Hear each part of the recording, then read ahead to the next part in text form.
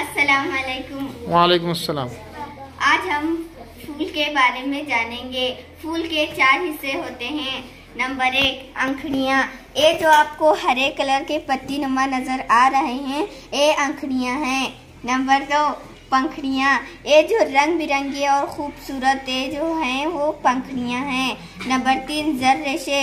ये जो आपको लाल रेशे और इसके ऊपर पीली टोपी नुमा नजर आ रहे हैं, ये जर रेशे हैं। नंबर 4 मादगिन।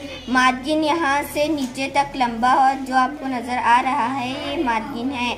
अब हम फूल के एक एक हिस्से के बारे में जानेंगे। ये अंखड़ियाँ।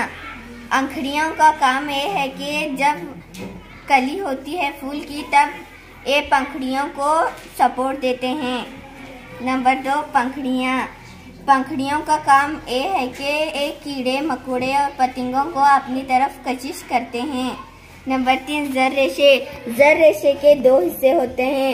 ये जो आपको लाल नजर आ रहे हैं ये फ्लैमेंट, और ये जो ऊपर को आप पीली टोपी नुमा नजर आ रहे हैं ये जरदान है।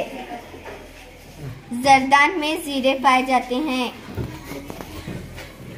आप देख सकते हैं बारीक बारीक हाथों पर, उंगली पर जो बारीक बारीक नजर आ रहे हैं वो जीरा दाने हैं या जीरे हैं। ठीक है, ये जीरे तौलीद के काम में बहुत अहम हैं। जी।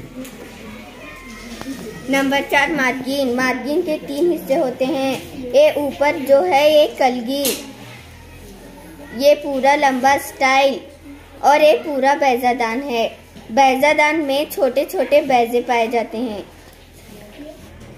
बैजादान में जो बैजक मौजूद होते हैं हमने वो कट किया है, आप ये देख सकते हैं। इस ये बैजे हैं जो आपको बारीक बारीक नजर आ रहे हैं, ये तौलीद के काम में बहुत अहम है। जी, आप देख सकते हैं यहाँ पर जो है ये बारीक बारीक जो नजर आ रहे हैं इसमें ये बैजे हैं। जी, अब जीरा दाने के जो जीरे थे जो उंगली पर नजर आ रहे थे वो और ये बैजा मिलकर जो है तौलीद का काम होता है, वो किस तरह होता है अगले वीडियो में हम बताएंगे।